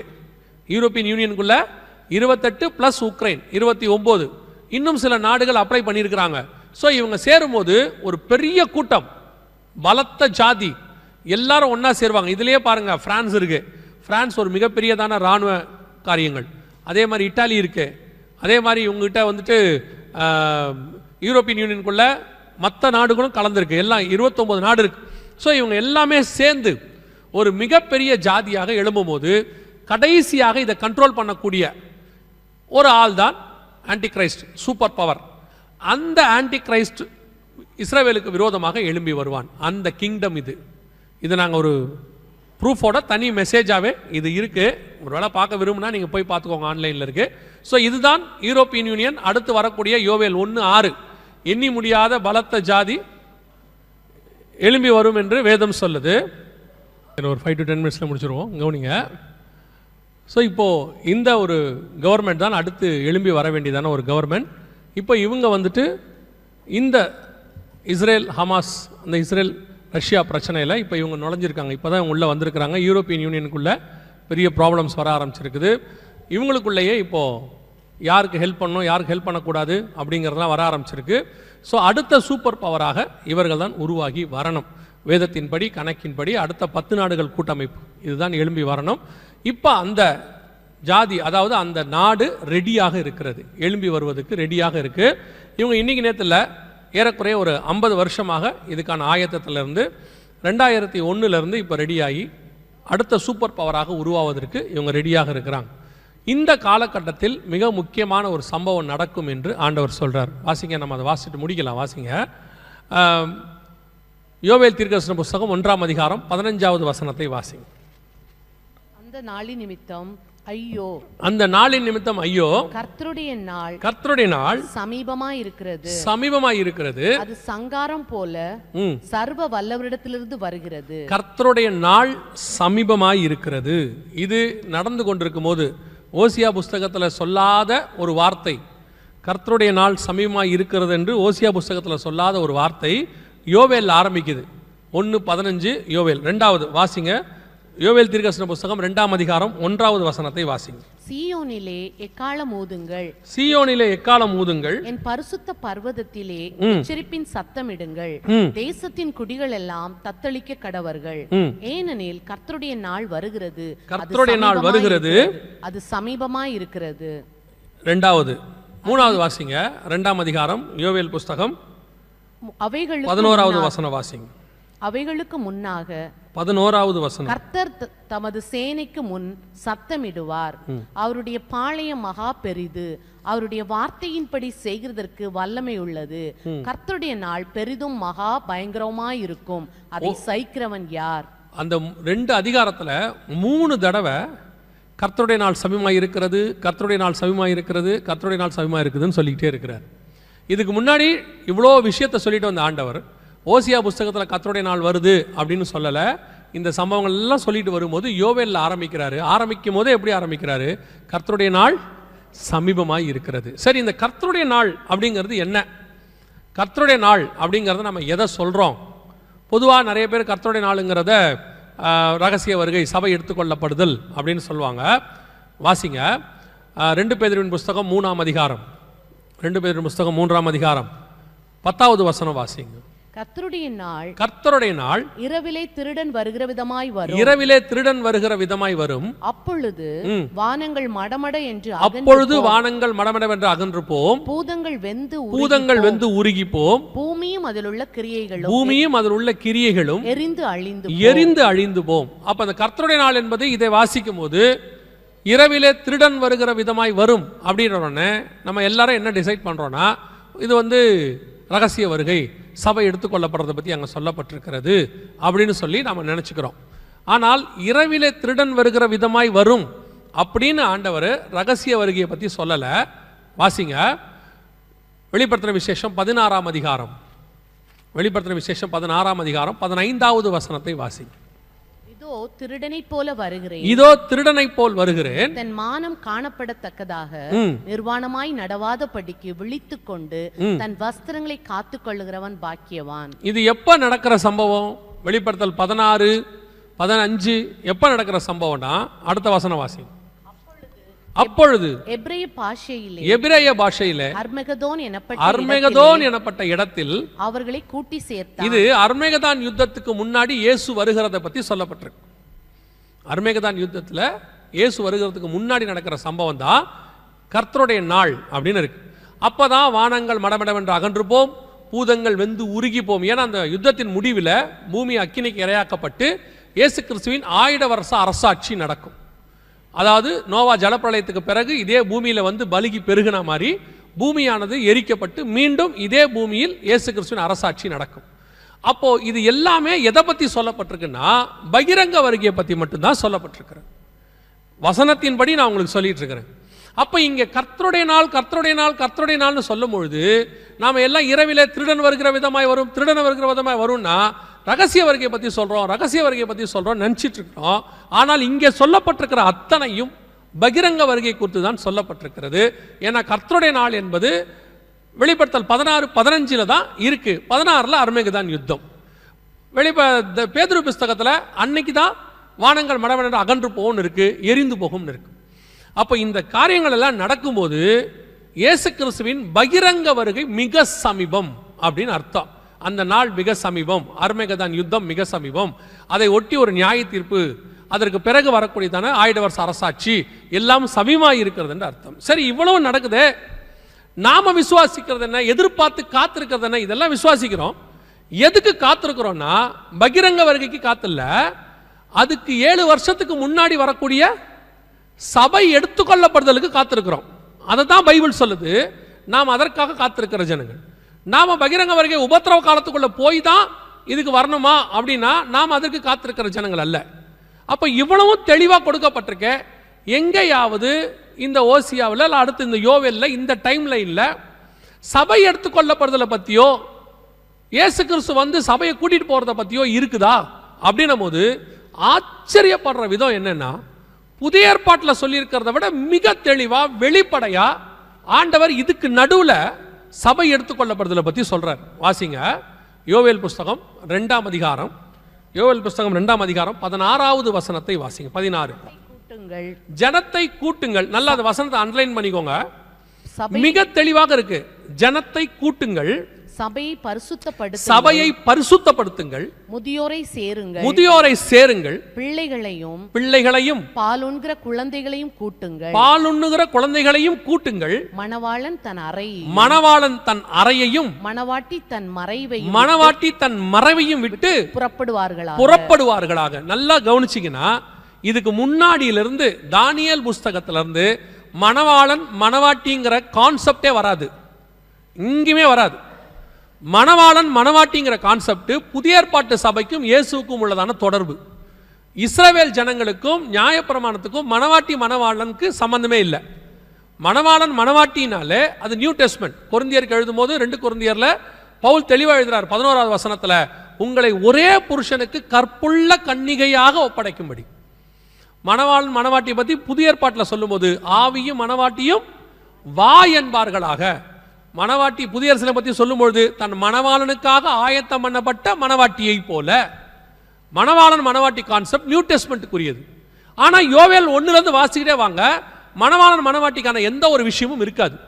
அது வேற ஒரு விஷயத்தை பேசிக்கிட்டே இருக்கும். திடீர்னு நடுவில் 16வது வசனம் மட்டும் அப்படி இருக்கும்.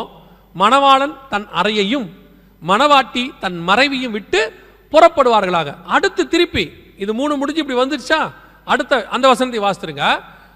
யோவேல் 3:14 வாசிங்க. யோவேல் 3:14. 14 கர்த்தர் சியோனிலிருந்து 3:14 நியாய தீர்ப்பின் பள்ளத்தாக்கிலே ஜனங்கள் திரளாய் இருக்கிறார்கள். நியாய தீர்ப்பின் பள்ளத்தாக்கிலே கர்த்தரின் நாள் சமீபமாய். இந்த நியாய தீர்ப்பின் பள்ளத்தாக்கு தான் அர்மகெதோன் யுத்தம் நடக்கக்கூடிய மெகிதோ வேலி. மெகிதோ எனப்பட்ட இடத்தில் கூட்டி சேர்த்தான். வசனம் சொல்லுது, அங்கே கர்த்தருடைய நாள் சமீபமாய் இருக்கிறது. இன்னும் கர்த்தருடைய நாள் என்னவா தான் இருக்குது? சமீபமாக தான் இருக்குது. ஆனா அதுக்கு நடுவுலையே மணவாளன் வந்து மணவாட்டியை அழைத்து கொண்டு போகிறார்னு யோவேல் 1:2-16 தெளிவா சொல்லியிருக்கு. இதை விட சபை எடுத்துக்கொள்ளப்பட போகிறது, வருக வரப்போது, சபை போக போகுங்கிறதுக்கு தெளிவான விளக்கமான வசனம் தேவையே இல்லை. ஆண்டவர் மிக தெளிவாய் சொல்லியிருக்கிறார். இப்போ அந்த யுத்தம் ஆரம்பிச்சிருக்கு. இந்த யுத்தத்தின் முடிவில் தான் இந்த ஒரு பலத்த ஜாதி யூரோப்பியன் யூனியன் எழும்படும். அதுக்கு நடுவில் கர்த்தருடைய நாள் சமீபம். அதுக்கு நடுவில் மணவாளன் தன் மணவாட்டியை வந்து கூட்டிட்டு போவார்னு வசனம் சொல்லுது. இப்போ நாம் அந்த மிக முக்கியமான காலகட்டத்துக்கு வந்துட்டோம். நம்ம கண்ணுக்கு முன்னாடி இஸ்ரவேலர்கள் திரும்பி வந்துட்டாங்க. எகிப்துக்கு எண்ணெய் கொண்டு போகப்படுகிறது. அசிரியரோடு கூட உடன்படிக்கை பண்ணப்படுகிறது. காற்றை பின்தொடர்கிற காலம் வந்துடுச்சு. இப்போ பெரிய பலத்த ஜாதி எழும்புகிற இடம் வந்துடுச்சு. அதுக்கான யுத்தம் ஆரம்பிச்சிருச்சு. இதுக்கு நடுவில் தான் மணவாளன் வந்து மணவாட்டியை கூட்டிட்டு போகணும். இப்போ நாம இவ்வளோ அடையாளங்களையும் எதுக்கு பார்த்தோம்னா, இதுக்கு நடுவில் கர்த்தருடைய வருகை, சபை எடுத்துக்கொள்ளப்படுதல் சம்பவிக்க போகுது. நாம ஆயத்தமாக இருக்கிறோமாங்கிறது தான் இதுக்கான ஒரே கேள்வி. இதெல்லாம் வச்சுக்கிட்டு நாம எதுக்கு வந்திருக்கிறோம்? அடையாளம்லாம் நடக்குது, ஆமா எங்க வேதம் நல்ல வேதம், அதில் எந்த மாற்று கருத்தும் இல்லை. இதெல்லாம் வெறும் அடையாளத்தை பார்த்துட்டு விட்டுறக்கூடாது. இஸ்ரவேலர்கள் வானத்தில் நட்சத்திரத்தை கண்டாங்கன்னு வானசாஸ்திரிகள் வந்து சொன்னாங்க. ஏரோது வசனத்தை ஆராய்ந்து பார்த்தாரு. வானசாஸ்திரிகள் இயேசுவை பார்க்க போயிட்டாங்க. ஏரோது போல, எருசலேம் நகரத்தார் போல. இன்னைக்கும் அதே மாதிரி தான் சர்ச்சில் ஒரு கூட்டம் இருக்கு. அடையாளத்தை பார்க்குது, விசுவாசிக்குது, வசனத்தை ஆராய்ந்து பார்க்குது. ஆனா இயேசுவை பார்க்க போவோமா? தெரியாது. ஒரு கூட்டம் போகவே இல்லை. அதே மாதிரி தான் இன்னைக்கும். இப்போ நாம எல்லாம் எதற்கு கொரோனாக்கு பிறகு கூட்டப்பட்டிருக்கிறோம்? அந்த 16 சொல்லுது, ஜனத்தை கூட்டுங்கள். திருப்பி வாசிங்க. ஜனத்தை கூட்டுங்கள், சபையை பரிசுத்தப்படுத்துங்கள். எதுக்காக ஜனம் கூடி இருக்கே? ஜனத்தை எதுக்கு கூட்டி இருக்கிறோம்? சர்ச்சை எதுக்கு கூடி இருக்கே? சபையை பரிசுத்தப்படுத்துவதற்கு. சபை வேற எதற்காகவும் கூடி வருகிற இடம் கிடையாது. ஏன்னா பரிசுத்தம் இல்லாமல் ஒருவனும் தேவனை தரிசிப்பது இல்லையே. இயேசு தெளிவா சொல்லி இருக்கிறாரு, பரிசுத்தம் உள்ளவன் இன்னும் பரிசுத்தமாகட்டும். மனுஷகுமாரன் பரிசுத்தம் உள்ளவர், அவரை பார்க்கிற மணவாட்டியும் பரிசுத்தமாய் இருக்க வேண்டும். ராஜாவை பார்க்க போகிற எஸ்தர் 12 மாசமும் சுத்திகரிக்கப்பட்டாள் என்று வேதம் சொல்லுது. அதே மாதிரி சபை 12 மாசமும் சுத்திகரிக்கப்பட வேண்டும். அந்த ராஜாவுக்கு ஏற்ற சபையாய் மாறணும். இந்த டெக்னாலஜி இப்போ நீங்க பாத்தீங்க, டெக்னாலஜி பத்தி இருக்கு, வார் பத்தி இருக்கு, இன்னைக்கு நடக்கக்கூடியதான ஹிஸ்டாரிக்கல் ஈவெண்ட்ஸ் பத்தி இருக்கு. இவ்வளவும் இந்த காலத்தில் நடக்குது. நாம சொல்லக்கூடிய அறிவியல் வளர்ச்சி, சேட்டிலைட், நீங்க சொல்லக்கூடியதான எல்லா காலத்துல தான் இந்த வேத வசனமும் நிறைவேறிக்கிட்டு இருக்கு. இந்த டெக்னாலஜியை வச்சுக்கிட்டு, சேட்டிலைட்டை வச்சுக்கிட்டு சிலருக்கெல்லாம் உடனே இதெல்லாம் பயங்கரமா சயின்ஸ் வளர்ந்த காலங்க, இந்த காலத்துல போய் பைபிளை பேசிக்கிட்டு, இந்த காலத்துல போய் அது நடக்குது இது நடக்குதுன்னு சொல்லிக்கிட்டு அவங்க அதெல்லாம் இல்ல. அறிவு பெருக்கம், நோய் பெருக்கம். சரீர நோய் மட்டும் கிடையாது, ஆத்ம நோய். இந்த டெக்னாலஜியெல்லாம் வச்சுக்கிட்டு வசனம் நடக்காதுன்னு நினைக்காதீங்க. ஒன்னு தெரிஞ்சுக்கோங்க, இவ்வளவும் வசனத்தை நிறைவேற்றுவதற்காகத்தான் வந்திருக்கிறது. ஆண்டவர் சொன்ன வசனத்தை நிறைவேற்றுது. இதுக்கு நடுவுல கர்த்தருடைய வருகையும் சம்பவிக்க போகுது. இந்த சம்பவிக்கிற வருகையில நாம் பிரவேசிக்கணும்னா என்ன பண்ணணும் அப்படின்னு கேட்டா, பேசிக்கா அந்த வசனம் சொல்லுது, ஜனத்தை கூட்டுங்கள், சபையை பரிசுத்தப்படுத்துங்கள். சபை பரிசுத்தத்துக்காக கூடி வருகிற இடம். இன்னைக்கு சபையை மாத்திட்டோம். சபை ஆசீர்வாதத்துக்கு கூடுகிற இடம். சர்ச் வந்து பிளஸிங் சென்டர், சபை ஒரு டெலிவரன்ஸ் சென்டர், சபை ஹீலிங் சென்டர். இன்னைக்கு சபை அப்படிதான் இருக்குது. சர்ச்சஸை எடுத்துக்கிட்டா ஒரு ஹீலிங் சென்டரா இருக்கு, இல்ல டெலிவரன்ஸ் சென்டரா இருக்கு, இல்லைன்னா பிளஸிங் சென்டரா இருக்குது, இல்லைன்னா வர்ஷிப் சென்டரா இருக்கு. இது அப்போ சர்ச்சில் இதெல்லாம் கிடையாதா? சர்ச் என்ன தெரியுமா? Transformation centre. சபை மறுரூபமாகிற இடம். இந்த மறுரூபம் ஆகும்போது டெலிவரன்ஸ் தானா நடக்கும், ஹீலிங் தானா நடக்கும், பிளஸ்ஸிங் தானா வரும். நீங்க அதெல்லாம் தேடி தனியா பிரசங்கம் பண்ணி போக வேண்டிய அவசியமே இல்லை. உண்மையை பத்தி சபையில பேசுங்க.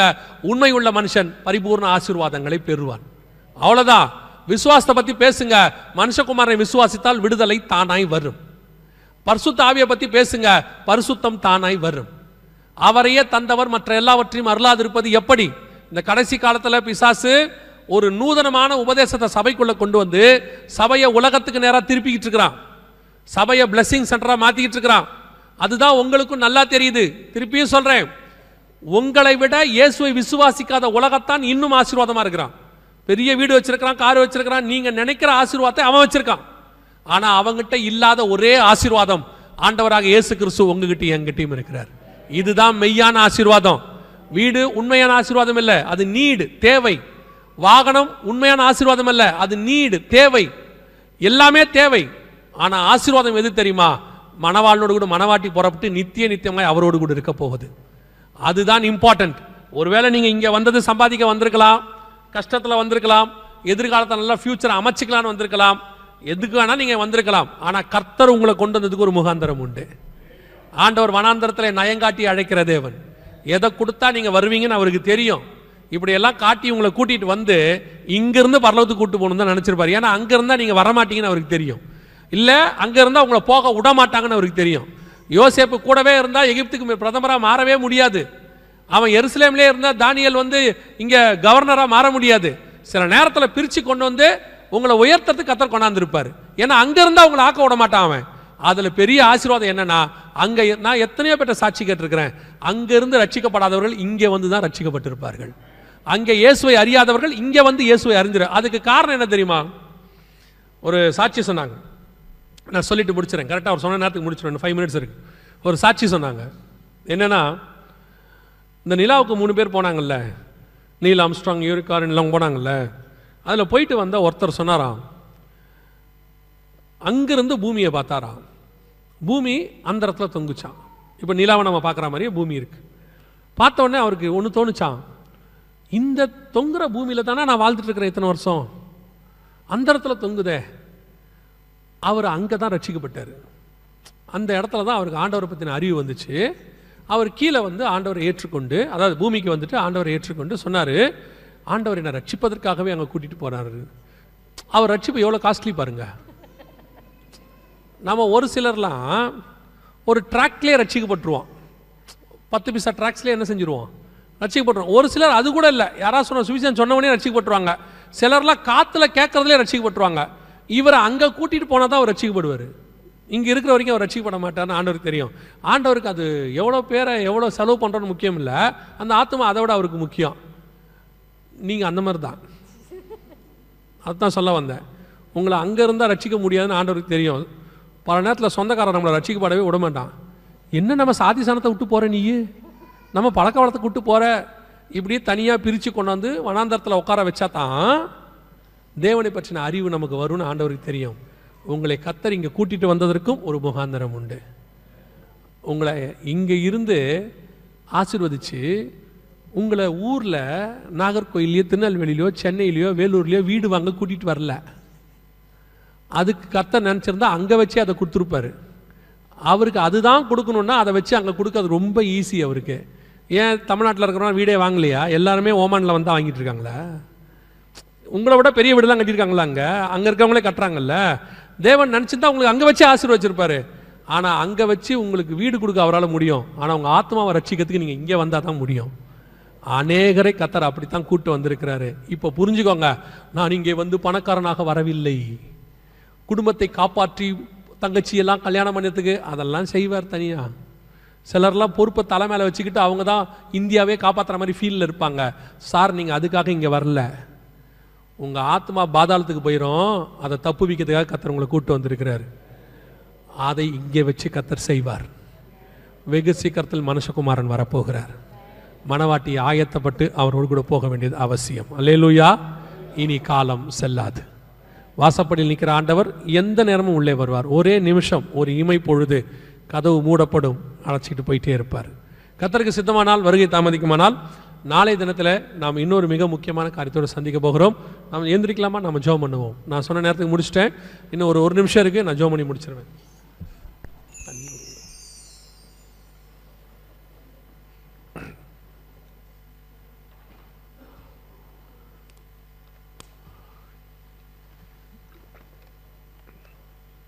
எல்லாம் கண்களை மூடுவோம். வேதம் தெளிவாய் சொல்லுகிறது, சபையை பரிசுத்தப்படுத்துங்கள். சபை பரிசுத்தப்படுவதற்கான ஒரு இடம், மணவாளனை சந்திப்பதற்கு ஆயத்தப்படுகிறதுக்கு தான் சர்ச். அதை நீங்கள் செஞ்சீங்கன்னா அவையோடு எல்லாவற்றையும் அவர் கூட கொடுக்க வல்லமை உள்ளவராக இருக்கிறார். கர்த்தர் நம்மளை தரித்திரத்தில் இருக்கணும்னு விரும்பலை, ஆனால் கர்த்தர் நம்ம பரிசுத்தமாக இருக்கணும்னு விரும்புகிறார். கர்த்தர்கிட்ட இல்லாத ஆசீர்வாதமா? அவர் வானத்தின் பலகனியை திறந்தார்னா 5.5 லட்சம் பேர் புருஷர், கிட்டத்தட்ட எத்தனை லட்சம் பேர் வந்தாங்கன்னே தெரியல. அத்தனை பேருக்கு 40 வருஷம் வனாந்தரத்தில் சாப்பாடு போட அவர் வல்லமை உள்ளவராக இருக்கிறார். அவர் நினைச்சார்னா ஒரு நிமிஷத்தில் வனாந்தரத்தில் 5000 புருஷருக்கு சாப்பாடு போட வல்லமை உள்ளவராக இருக்கிறார். உங்கள் ஒரு குடும்பத்தை காப்பாற்றுறதுக்காக ஓமேனை கூட்டு வந்திருப்பாரு? இல்லை. இதுக்கு பின்னாடி கர்த்தருடைய மகா பெரிய திட்டம் இருக்கிறது. கர்த்தர் உங்களை கொண்டு பெரிய காரியம் செய்ய போகிறார். அதில் ஒன்று, நாம் அவரை தரிசிக்க போகிறோம், அவரை பார்க்க போகிறோம், அவரோடு கூட பறந்து போக போகிறோம், நித்தியமாய் அவரோடு கூட வாழப் போகிறோம். காலம் சமீபம் ஆயிடுச்சு. வாசலில் நிற்கிற மணவாளன் எப்போ வேணாலும் உள்ளே வருவார். அவரை சந்திப்பதற்கான ஆயத்தம் உங்களுக்கு இருக்கா? 7 தாதிமார் ஒரு எஸ்தரை ரெடி பண்ணாங்க ஒரு நாள் ராத்திரி ராஜாவை சந்திப்பதற்கு. அதே மாதிரி தான் நம்முடைய ராஜா வரப்போகிறார். ஒரே நிமிஷம், ஒரு இமை பொழுது அவரை சந்திக்க போகிறோம்.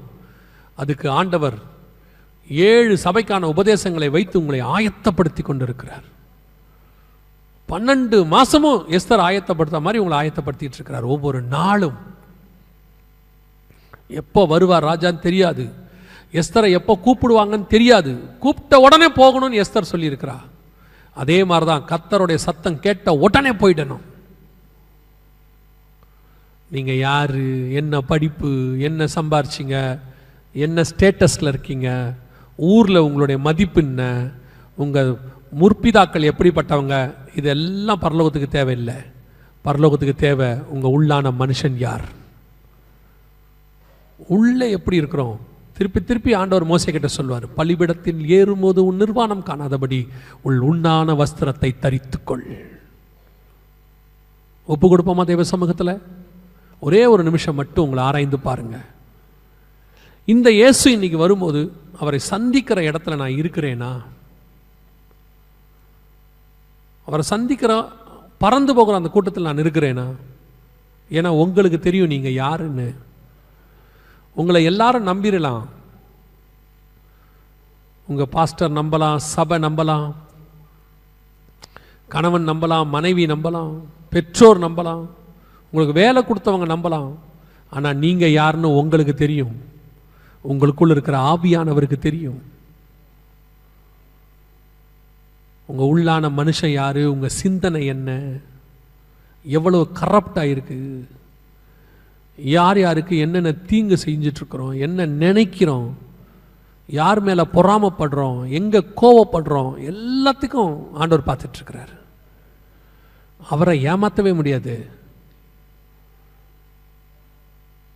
ஒப்பு கொடுப்போமா? இன்னைக்கு அவர் வரும்பொழுது நானும் என் வீட்டாரும் அவரை சந்திக்கிற இடத்தில் காணப்பட வேண்டும். அந்த இமை பொழுதை நான் விட்டுட்டேனா அதற்கு அப்புறம் என் நிலைமை ரொம்ப கவலைக்கிடும்.